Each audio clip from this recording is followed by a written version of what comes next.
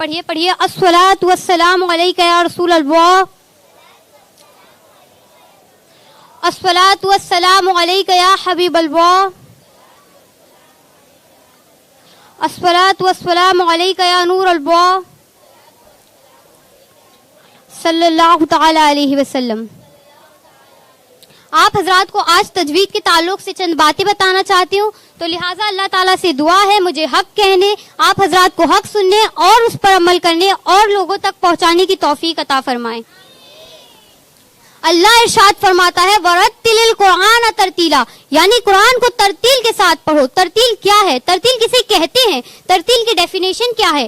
آئیے میں بتاتی ہوں ترتیل کسے کہتے ہیں. قرآن پاک کو تجوید کے ساتھ ٹھہر ٹھہر کر یعنی رک رک کر پڑھنے کو ترتیل کہتے ہیں.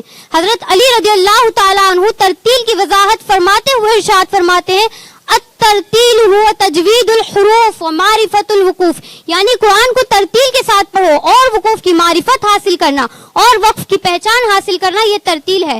حضرت عبداللہ بن مسعود رضی اللہ تعالیٰ عنہ ترتیل کی وضاحت فرماتے ہوئے ارشاد فرماتے ہیں جوید القرآن، یعنی قرآن کو تجوید کے ساتھ پڑھو. علامہ بیضاوی اپنی کتاب تفسیر بیضاوی میں ترتیل کی وضاحت اس طرح فرماتے ہیں ای جوید القرآن تجویدن، یعنی قرآن کو صرف تجوید ہی کے ساتھ پڑھنا، کیونکہ قرآن پاک کو تجوید و قرات کے قوانین کے موافق پڑھنا یہ ترتیل ہے. اور اللہ تعالیٰ نے ہمیں قرآن پاک کو ترتیل کے ساتھ پڑھنے کا حکم دیا. ایک اور مقام پر اللہ ارشاد فرماتا ہے الذین آتیناہ الکتاب یتلونہ حق تلاوتی، یعنی وہ لوگ جن کو ہم نے قرآن عطا فرمایا وہ اس کی تلاوت اس طرح کرتے ہیں جس طرح تلاوت کرنے کا حق ہے، جس طرح تلاوت کرنے کا حق ہے. تفسیر جلالین میں اس آیت کی تفسیر یوں بیان کی گئی ای یقرؤون کما انزل، یعنی قرآن کی تلاوت اس طرح کرنی چاہیے جس طرح کہ وہ نازل ہوا. قرآن پاک عربی زبان میں نازل ہوا تو ہمیں چاہیے کہ قرآن پاک کی تجوید کے قوانین کو سیکھ کر اسے عربی لب و لہجے میں پڑھا جائے. نبی کریم علیہ السلام نے ارشاد فرمایا ان اللہ یحب ان یقرؤون القرآن کما انزل، یعنی بے شک اللہ کو یہی پسند ہے کہ قرآن جس طرح اترا اسی طرح پڑھا جائے. اب اس میں تجوید کا علم بھی داخل ہے. تجوید کا ہمیں کتنا علم ہونا چاہیے؟ تجوید کا ہمیں اتنا علم ہونا چاہیے جس سے ہماری قرآن پاک درست ہو سکے، یعنی جس سے ہماری تلاوت درست ہو سکے اور جس سے ہماری نماز بھی درست ہو سکے. یعنی ہر حرف کا مخرج اور صفت لازمہ کا علم ہونا ہی چاہیے. میری پیارے آقا صلی اللہ تعالیٰ علیہ وسلم کی پیاری دیوانوں، ان تمام آیت اور ان تفاسیر و حدیث پاک سے ہمیں یہ معلوم ہوا کہ قرآن پاک کو تجوید کے ساتھ پڑھنا چاہیے. ہم دنیا کی ہر تعلیم ہر کام سیکھتے ہیں اور اس کے لیے آج ہمارے پاس وقت ہوتا ہے، لیکن قرآن پاک کو تجوید کے ساتھ سیکھنے کے لیے آج ہمارے پاس وقت نہیں. یاد رکھیں قیامت کے دن آپ کا کوئی بہانہ نہیں چلے گا اللہ کی بارگاہ میں، اس لیے کہ قرآن پاک کو صحیح پڑھنا سیکھیں. اگر آپ کی تلاوت درست نہیں ہوگی تو آپ کی نماز بھی صحیح نہیں ہوگی. مثلا سورہ فاتحہ کی پہلی آیت الحمدللہ رب العالمین، جس کا معنی ہے تمام خوبیاں یا تمام تعریفیں اللہ کو جو مالک سارے جہاں والوں کا. اگر کسی نے الحمد کو ہا کے بجائے ہا سے ادا کر دیا تو معنی بالکل غلط ہوگا اور معنی ہوگا تمام برائیاں یا تمام مردار اللہ کے لیے. اسی طرح قل هو اللہ احد، جس کا معنی ہے اے محبوب صلی اللہ تعالی علیہ وسلم آپ فرما دیں وہ اللہ ہے، وہ ایک ہے. اگر کسی نے قل هو اللہ احد کو قل کو قاف کے بجائے کاف سے ادا کر دیا تو معنی بالکل غلط ہوگا اور معنی ہوگا کھاؤ وہ اللہ ہے، وہ ایک ہے. اسی سورہ میں لفظ احد جس کا معنی ایک ہے، اگر کسی نے احد کو عہد پڑھ لیا تو معنی ہوگا اللہ بزدل ہے. معاذ اللہ. اب آپ سوچیے اگر آپ قرآن پاک صحیح پڑھنا نہیں جانتے، اگر آپ نہیں جانتے کہ قرآن پاک کی تلاوت تجوید کے ساتھ کیسی کری جائے تو آپ کتنا غلط پڑھ رہے ہیں.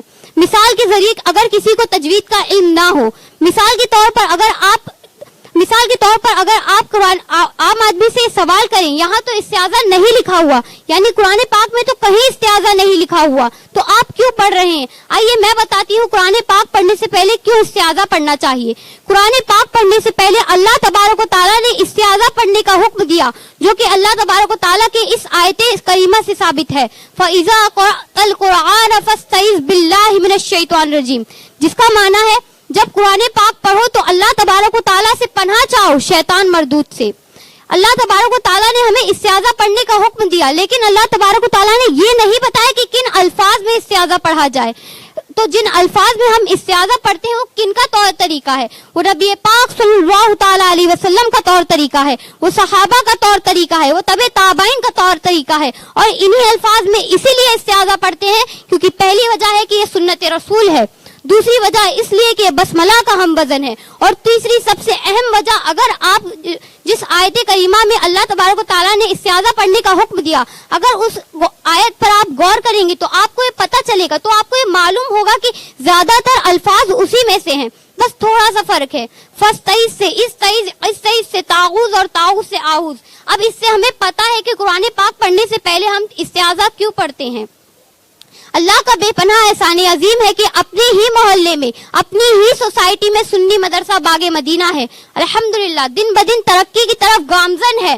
اور آپ حضرات کو تحدیث نعمت کے لیے بتا دوں کہ جب میرا اس مدرسہ میں داخلہ کیا گیا تھا تو میری حالت کچھ یوں تھی کہ مجھے کچھ پتا نہ تھا کہ دین کیا ہے، لیکن حضرت کا مجھ پر اور یہاں کے پڑھنے والوں پر کہ اتنا سکھا دیا گیا کہ دین کی اہمیت و فضیلت کیا ہے، ماں باپ کے حقوق کیا ہیں، پڑوسیوں کے حقوق کیا ہیں، چار لوگوں کے درمیان کیسے بات کرنا چاہیے، دوستوں کے ساتھ کیسے رہنا چاہیے، استاد کے ادب و احترام کیا ہے، ماں باپ کے ادب و احترام کیا ہے، بڑوں کے ادب و احترام کیا ہے، اور سب سے اہم بات کیسے حضور صلی اللہ تعالیٰ علیہ وسلم سے کیسے دل و جان سے محبت کرنی چاہیے۔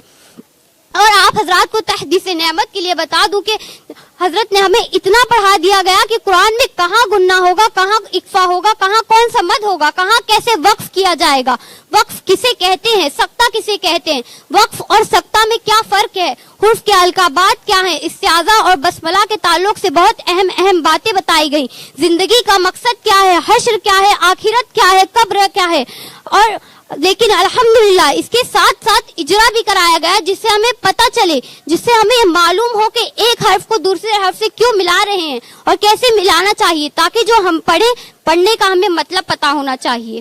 لیکن الحمدللہ اس کے ساتھ ساتھ اب لہٰذا آپ ارادہ کیجئے، آپ قرآن پاک درست کرنا سیکھیں گے، اور اس کے لیے آپ کو کہیں دور جانے کی ضرورت نہیں، اپنے ہی محلے میں، اپنی ہی سوسائٹی میں سنی مدرسہ باغ مدینہ ہے، آپ اپنے بچوں کا بھی داخلہ کروائیں اور خود بھی تعلیم بالغان میں داخل ہو کر اپنا قرآن پاک درست کریں، جس سے آپ کی دنیا بھی کامیاب ہو جائے گی اور آپ کی آخرت بھی کامیاب ہو جائے گی، اور آپ اپنی زندگی کو بہترین سے بہترین گزاریں گے۔ اب تک کہ بہت سے بچے یہاں سے پڑھے ہیں اور بہت سے بچے اب بھی پڑھ رہے ہیں، میں خود بھی اسی مدرسہ میں اپنا قرآن درست کر رہی ہوں الحمدللہ۔ میرے کہنے اور آپ کے سننے میں جو بھی غلطی خامی ہوئی اللہ تبارک و تعالیٰ اپنے حبیب کے صدقے معاف فرمائے، وما علینا الا البلاغ المبین۔ السلام علیکم ورحمۃ اللہ تعالیٰ